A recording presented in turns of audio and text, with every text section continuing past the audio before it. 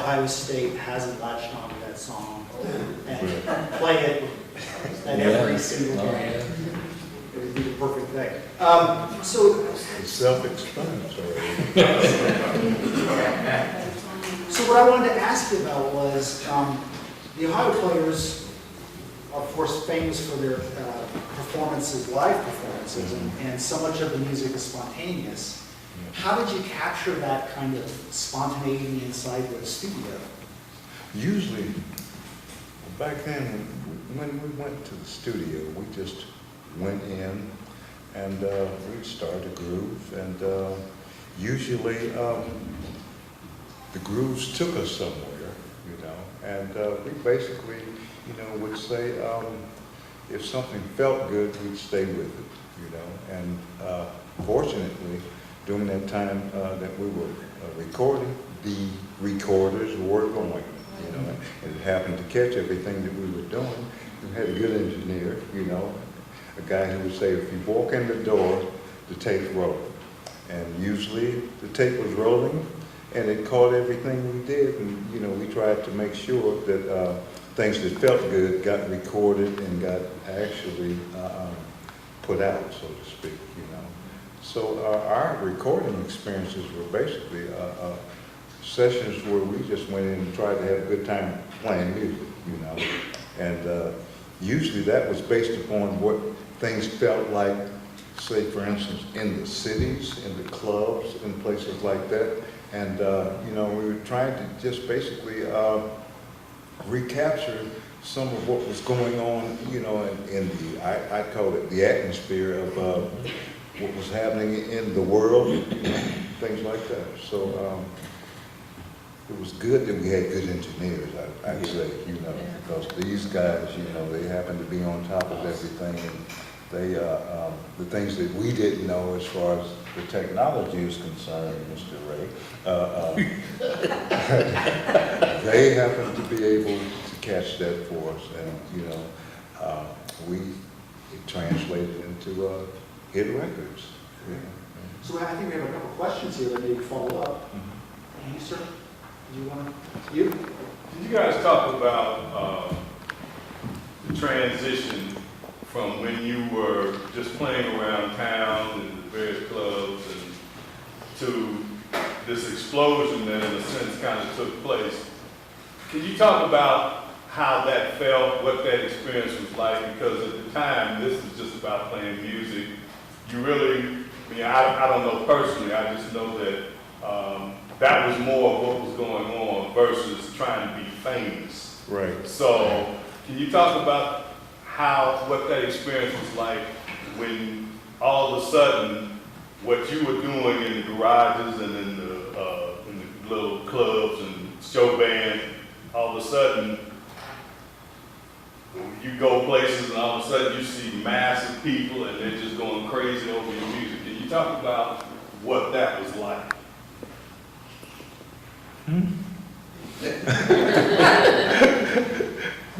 Well, you know, I don't think any of us started out trying to be famous. We wanted to make money, you know, but it wasn't about, you know, basically trying to be, you know, world famous or anything like that. It was just about trying to play good music, you know, and to go from place to place and see something like that happening was almost as if otherworldly, you know. It was like, how do these people know? Well, thanks to radio and people, there's some folk in here who happen to be part of things like that happening for us, you know, who had our stuff on the radio. And, you know, the radio throughout the country and throughout the world happened to latch on to what it was that we were doing, you know, musically.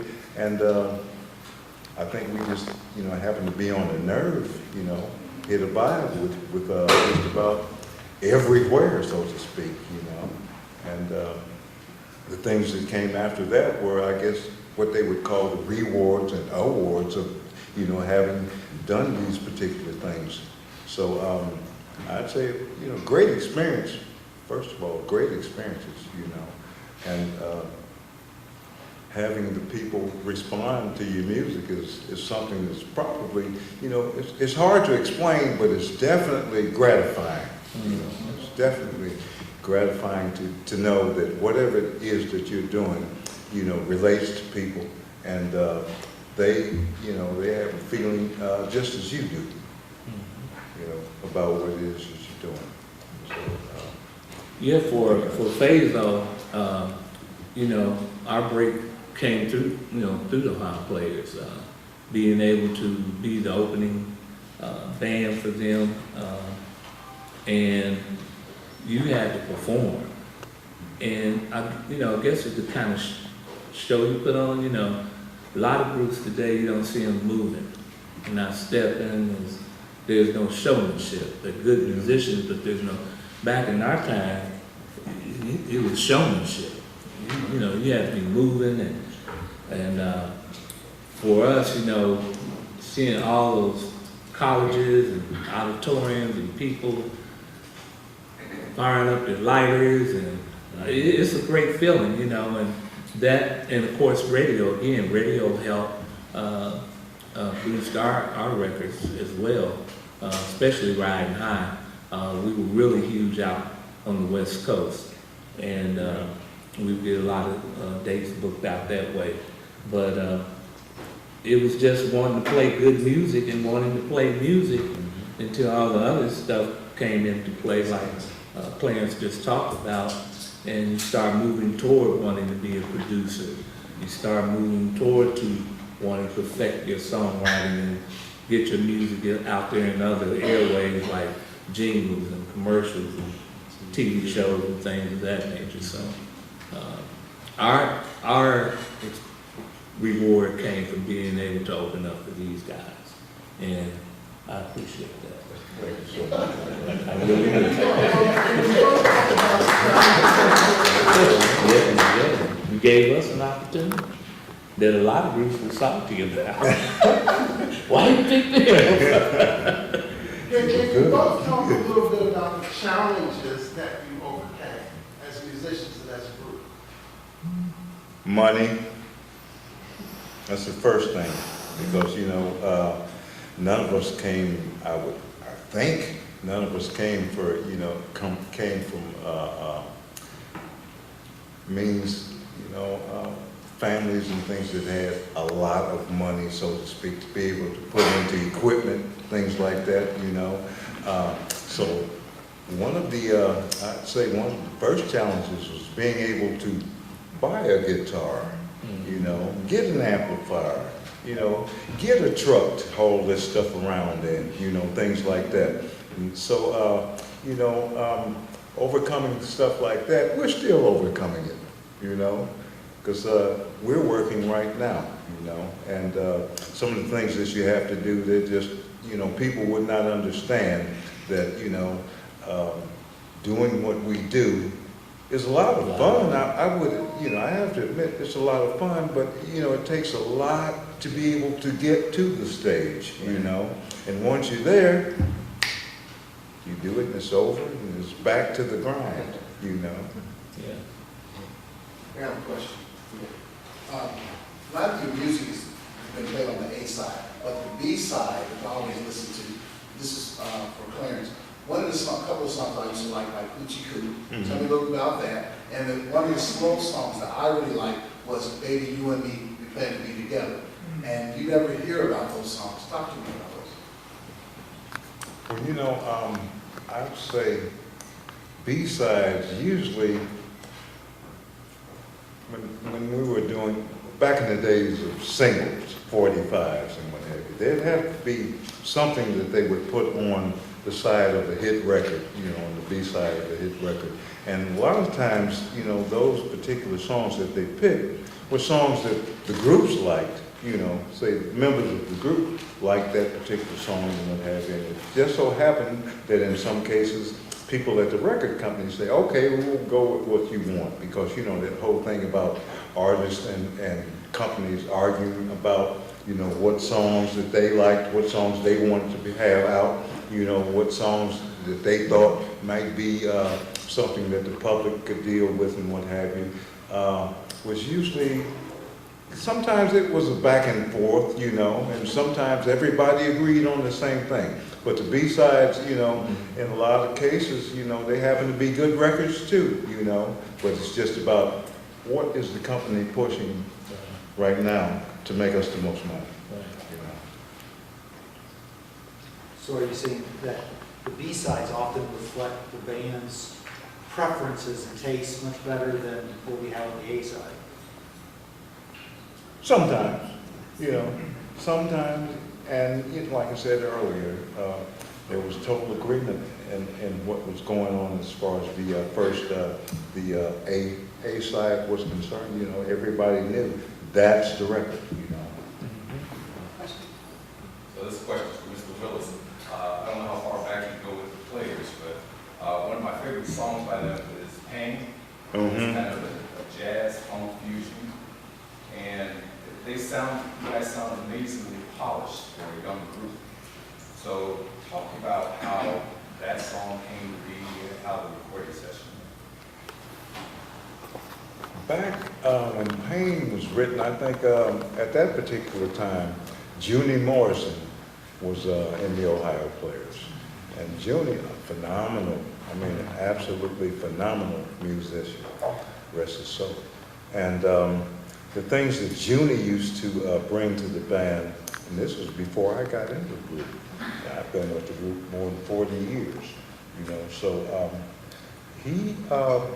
Junie could write and play just about, seems just like he could do just about anything, but you know, songs like Pain and things like that, Funky Worm, they were songs like, we don't really care about those. And the companies, you know, those are the songs, that's the song you should be playing. No, we don't want to do that. They put it out anyway. It become a hit. Now we got to play it. Now we got to do it, you know. So we still do it today. You know, as a matter of fact, I'll be doing it Friday.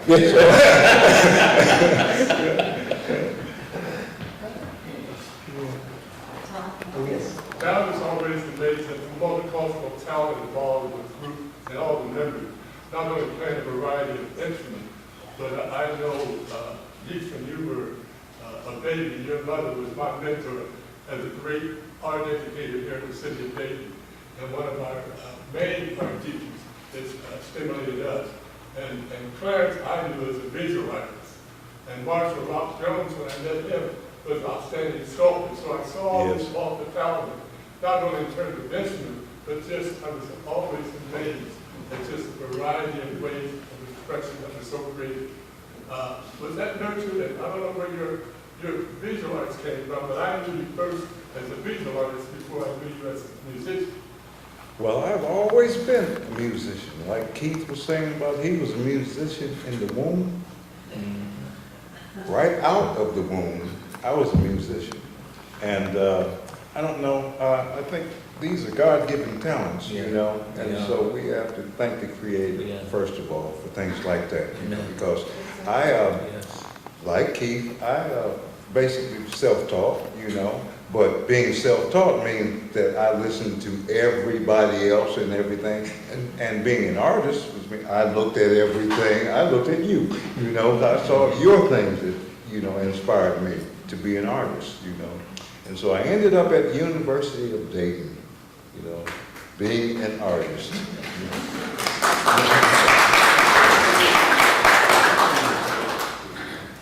Yeah, definitely. So, being a part of the music industry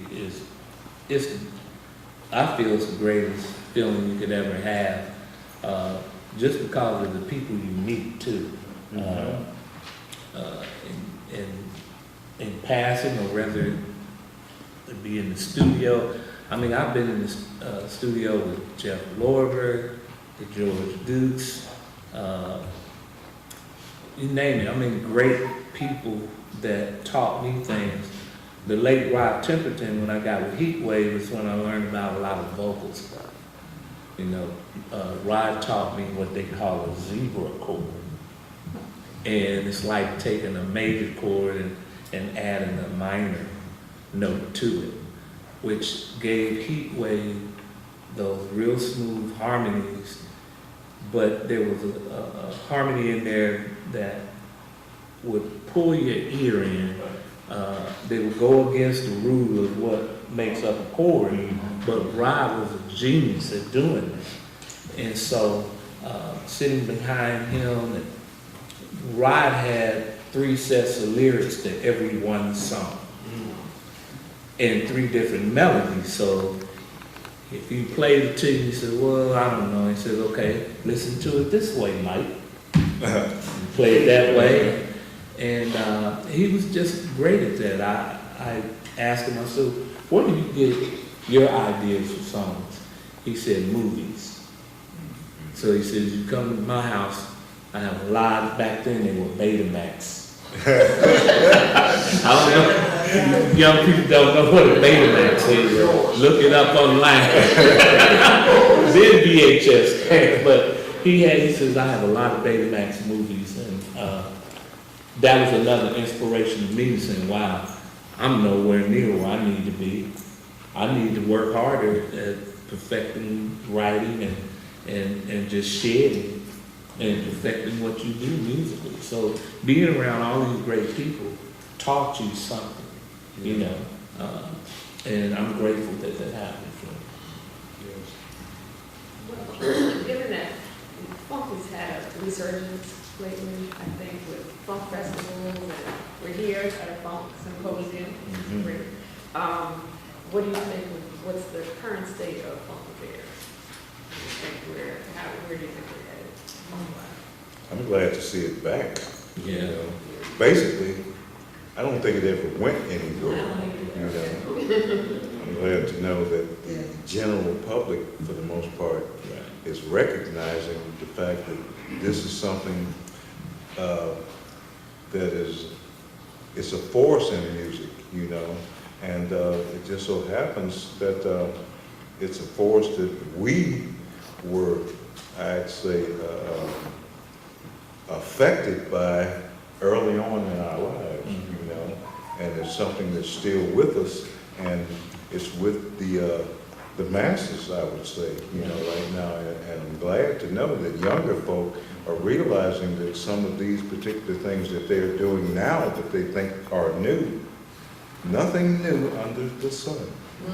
There's nothing new under the sun, and the fact that they're using these particular things in you know, samples and things like that and what have you, and they're making it more recognizable to the general public, and that's a good thing. Yeah. Funk is a feeling. You know, it comes deep within, and like Clarence was saying, unfortunately, they stopped playing hard funk, but the younger artists are picking up on it, and I'll mention one, Bruno Mars. He studied this, he's admitted it, and he's done a phenomenal job in mixing it with the new technology sounds. But it's never left, you know. I would just be glad one day before I leave this earth, if radio stations would just take a day of playing R&B's, you know, and mixing it up, you know, more than just playing with the masses of young people. You have some radio stations now that are spinning old school music again, but it's not on the major stations like it should be. So, you know, funk is all about a feeling. It comes deep within. Like again, my mother rocked me. So she rocked the funk right in. And when I came out, I was funky.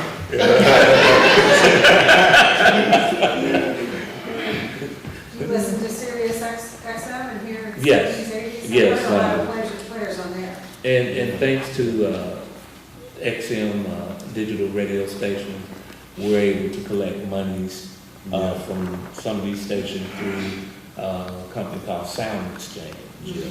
And they collect all digital airplay, but it's not royalties. It's if you perform, It's performance. performance royalties. And they can be pretty thick. We had some questions back here, yes, sir? Yes, first of all, I have two questions actually, one for Mr. Willis and one for Keith. First, I may have missed the Keith, because I came in a little late, but I wanted to ask you, what was your inspiration for writing mine? And I wanted to ask Mr. Willis about the song, Here Today, Gone Tomorrow. Well, I think we got the first one, right? Yeah. Yes. We enjoyed that. So, we have, the second one is for Mr. Willis, what was that? It was a song that, the first song I heard by y'all was Here Today. Here today, gone tomorrow. Now, It's gone. It's gone. I couldn't tell you. I'll be frank, you know. We're being honest. You know, Yes. here today, gone, we've got so many songs, you know. Yeah. And thank the Lord, you know, He's allowed that to happen, you know. And saying here today, gone tomorrow, is just like life, you know. Here today, I may not see you tomorrow, but glad I see you. Glad I see you, sir. So, two more questions. I think we have time for two more questions. Way back there. So this is for both Mr. Willis and Jerrison. What was your inspiration? What brought you to folk music, and why did you choose that certain genre of music? That was, I can say that was my blueprint. It wasn't nothing that I said I wanted to do. It was just my blueprint. So my chordal structures and my fields were recognized as being funk. You know, it was the blueprint. So again, I can say listening to radio too, to James Brown songs and Sly and the Family Stone were influenced me, you know, some, but it was just a blueprint that I came out and played funk music, which the people you all identified us with. Yeah. And I think it's cultural. Right. Mm-hmm. You know, it's a cultural Definitely thing. culture. And I don't know if you know, there's a song by Grace Jones called Slave to the Rhythm. Oh yeah, You know? one of my favorites. And we were born into this, you know, and having the opportunity to be able to choose and what have you. I think if you're born to something, you don't choose. Right. You know, it's on you, it's in you, it's of you. You know, it happens to be what you are. And so, you know, funk music happens to be what Dayton, Ohio is. You know, there's a lot of music that's out of Dayton, Ohio, and what have you. But I think the music that has made the most impact in the entertainment world has been funk from Dayton, Ohio. Yes. You know.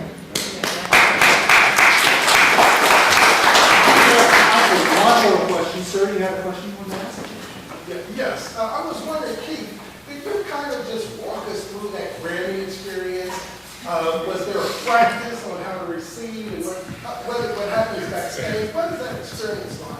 Well, actually, on the day of the Grammys, we were scheduled to take Solid Gold. Some of you remember Solid Gold. And we were trying to figure out how we were going to get from the Solid Gold taken to the Shrine Auditorium, which that particular Grammy Awards was held in.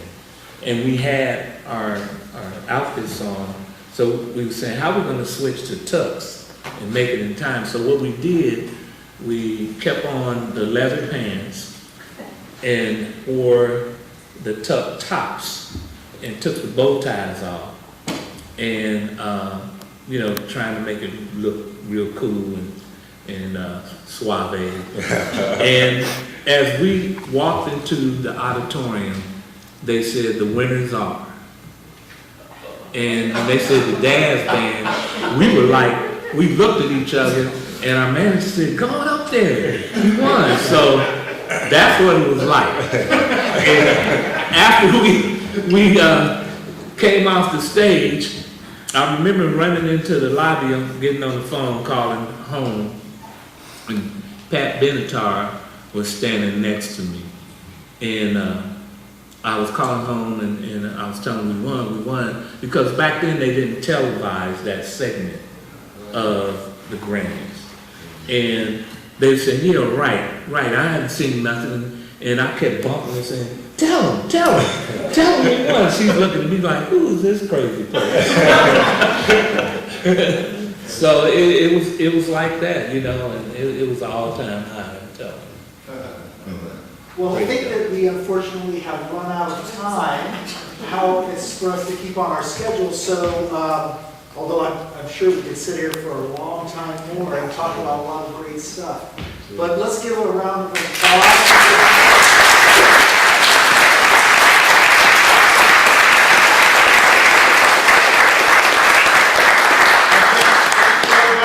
Today and asking such great questions. I'm sure our guests are happy. Giving you a quick transition to Jesse Ray. We hope that we have the video this time. If you want to take a quick bathroom break, this might be the time. If you're a presenter, you didn't get a folder, maybe outside.